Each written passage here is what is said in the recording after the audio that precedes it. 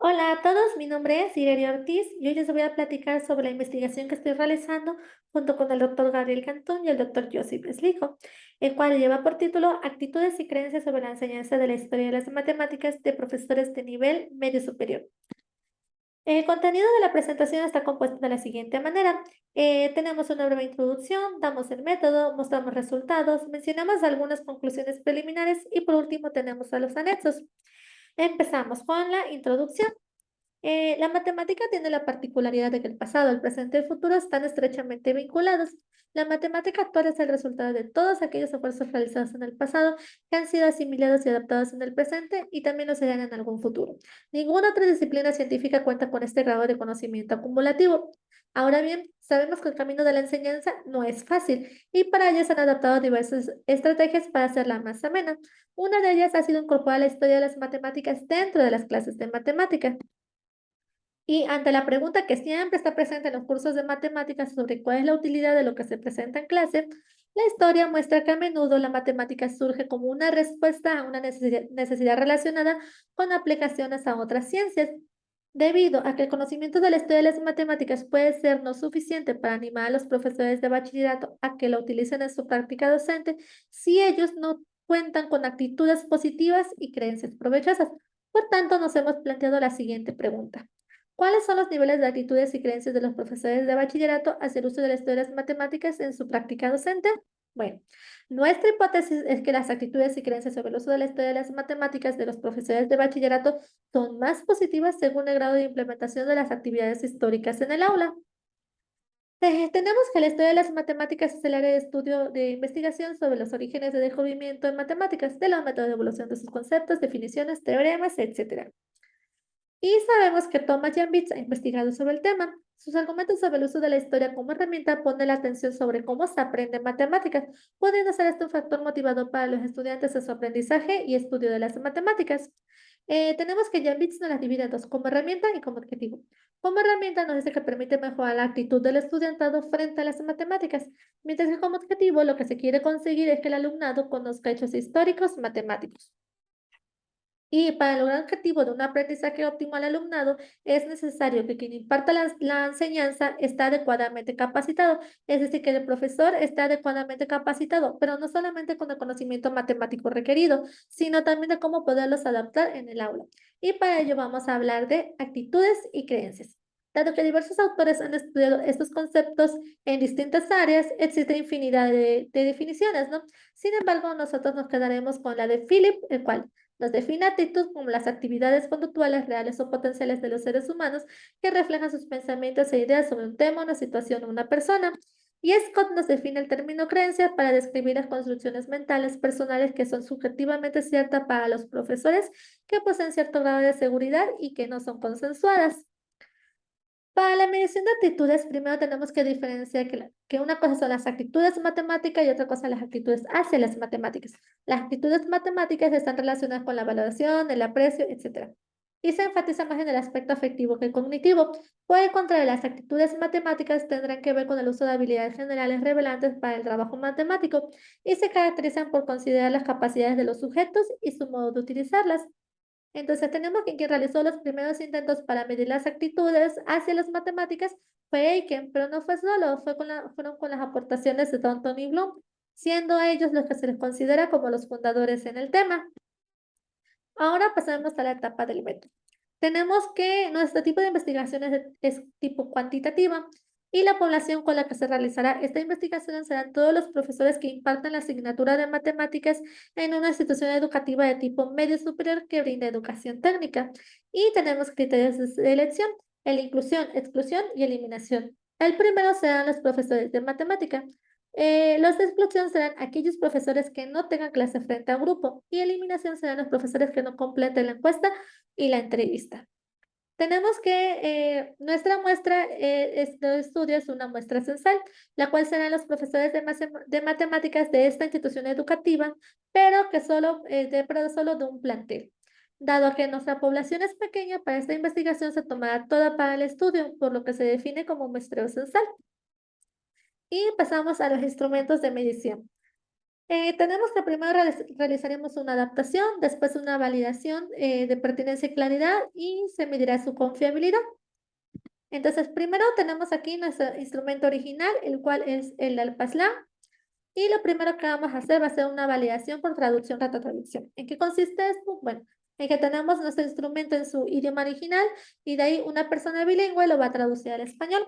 Posteriormente, otra persona bilingüe lo va a traducir del español a su idioma original.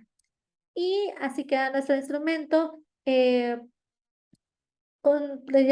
queda nuestro instrumento una vez validado y vemos que está dividido en dos, en creencias y en actitudes. Y pasamos, por tanto, a la siguiente etapa que es validez y confiabilidad. Tenemos tres tipos de validez: validez de contenido, predictiva y de constructo.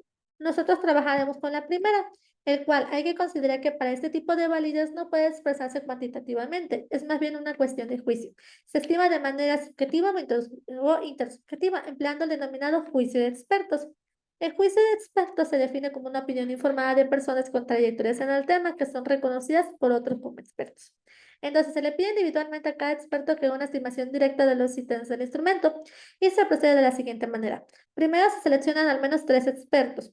Cada uno de ellos debe recibir información necesaria escrita. Cada uno de ellos debe recibir un instrumento de validación y se les da un tiempo determinado para que ellos puedan calificar el instrumento y posteriormente se recogen y se analizan los resultados y dependiendo los resultados que se obtengan, se decide si los ítems tienen 100% coincidencia favorable, quedan incluidos en el instrumento. Si tienen 100% coincidencia desfavorable, quedan excluidos del instrumento.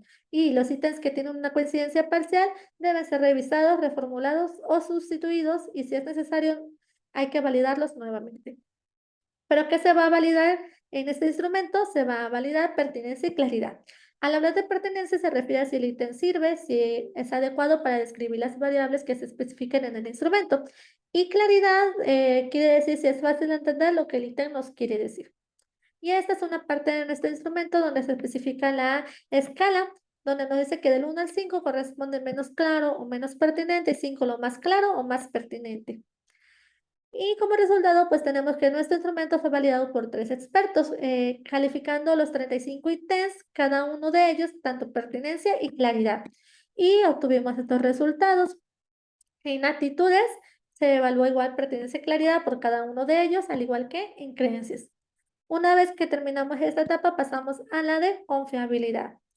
En esta etapa es indispensable aprobar nuestro cuestionario sobre un pequeño grupo de población. Ya esta prueba se le denomina prueba piloto. Y con ella lo que se logra identificar es identificar y resolver problemas que lleguen a presentarse en el cuestionario. Entonces, la prueba piloto será aplicada a profesores de bachillerato que imparten la asignatura de matemáticas, pero que no pertenezcan a nuestra muestra. Esta prueba será aplicada a 3 profesores y posteriormente utilizaremos el método de coeficiente de alfa de Cronbach para estimar su fiabilidad. Y estos fueron los resultados de nuestra prueba piloto. Como vemos, tenemos un coeficiente de alfa de Cronbach de 0.74. Por tanto, es bueno y pasamos a la última etapa, que es la aplicación del instrumento. Tenemos que nuestro instrumento consta con 35 ítems y cada uno de ellos puede ser calificado del 1 al 5, donde 1 significa totalmente en desacuerdo, 2 desacuerdo, 3 indeciso, 4 de acuerdo y 5 totalmente de acuerdo. Tenemos que nuestro instrumento se aplicó de manera presencial el día 10 de diciembre a la plantilla laboral de esta institución educativa que imparte la asignatura de matemáticas, la cual está conformada por 8 docentes. Una vez que se aplicaron los instrumentos, bueno, antes a cada uno de los profesores se les dio un instrumento, se les dio instrucciones claras y precisas sobre cómo calificarlo, también se les dio tiempo ilimitado para que ellos pudieran responderlo con calma. Una vez que ellos nos entregaron los instrumentos, pasamos a la siguiente etapa, que es la de recolección de datos, es decir, los resultados. Y pues tenemos que nuestra encuesta fue contestada por 7 docentes, ya que un profesor no se presentó a elaborar ni ese día ni los siguientes. Por tanto, ya no pudimos aplicarle el cuestionario. También vemos que el profesor número 4 contestó de manera incorrecta la encuesta, pese a que se le dieron instrucciones claras y precisas. Por tanto, se decidió excluirlo también. Y estos son los perfiles de los profesores. Tenemos 8 docentes, de los cuales uno no tenemos datos. En su perfil vemos que la mayoría son ingenieros, a excepción del profesor número 6, que es licenciado en matemáticas. Les preguntamos si alguna vez recibieron capacitación sobre el uso de la historia de las matemáticas, a lo que la mayoría nos respondió que no, a excepción del profesor número 2. Y también les preguntamos que qué tan a menudo seguían algún material sobre la historia de las matemáticas, a lo que la mayoría nos respondió que a veces, a excepción del profesor número 6, que nos respondió que nunca. Y bueno, antes de pasar a mostrar los resultados, hay que mencionar que algunos ítems tienen un asterisco. Esto quiere decir que fueron recodificados, ya que la pregunta estaba redactada en forma negativa. Como el ítem 17, el cual nos dice, no tengo suficiente información acerca de la evolución histórica de los conceptos que enseño. Este ítem fue recodificado. Y pues aquí están los resultados, el cual tenemos primero creencias. Dado de los 35 ítems que conforman nuestro instrumento, 19 pertenecen a creencias y el resto a actitudes. Y cada uno de ellos puede recibir una calificación de la escala del 1 al 5, donde 1 significa totalmente desacuerdo, 2 en desacuerdo, 3 indeciso, 4 de acuerdo y 5 totalmente de acuerdo. Y los datos recolectados los mostramos en esta tablita donde vemos los siguientes resultados. Vemos que un profesor tuvo como resultado creencias aceptables, 4 docentes tuvieron creencias positivas y un docente creencias altamente positivas. Viéndolo por el lado de los ítems, tenemos que 2 ítems tuvieron resultados positivos, 4 aceptables y 2 altamente positivos. Entonces, como podemos observar, el profesor número 6 tuvo una creencia aceptable. Este docente cuenta con 15 años de experiencia elaborando como profesor de matemáticas y estudió una licenciatura en matemáticas. También tenemos, por otra parte, tenemos que los profesores 1, 2, 3 y 7 tienen creencias positivas. Estos son docentes que cuentan con más de 20 años de experiencia como profesor de matemática y todos son ingenieros.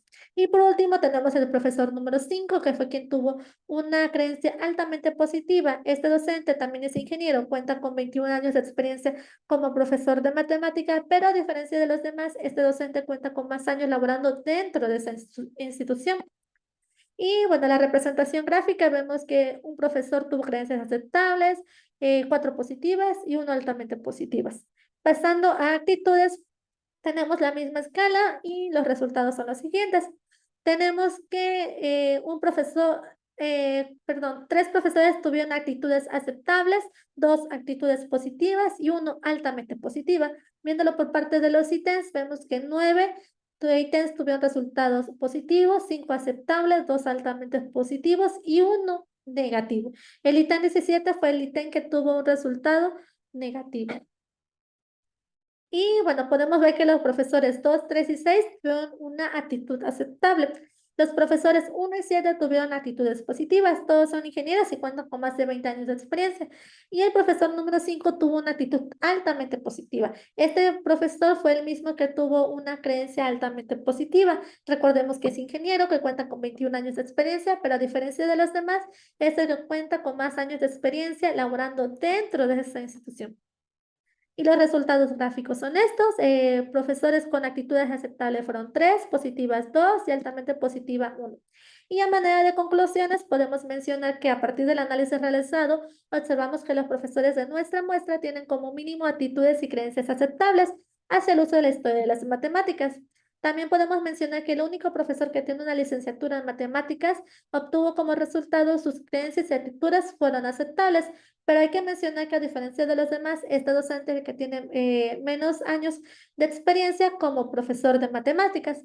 Y también podemos decir que basándonos en los resultados obtenidos, podemos decir que el conocimiento de la historia de las matemáticas se puede atribuir, entre otras cosas, la escasa información y recursos para las materias de matemáticas. Y por último, dada nuestra pregunta de investigación sobre de investigación, podemos mencionar que las actitudes y las creencias hacia la utilización de la historia de las matemáticas en clases de matemáticas son positivas. Y estos son algunos de los anexos que mostramos. Este fue el instrumento que calificó nuestros expertos y este fue el cuestionario que se aplicó a nuestros profesores. Algunas de las referencias, y eso sería todo de mi parte. Muchas gracias.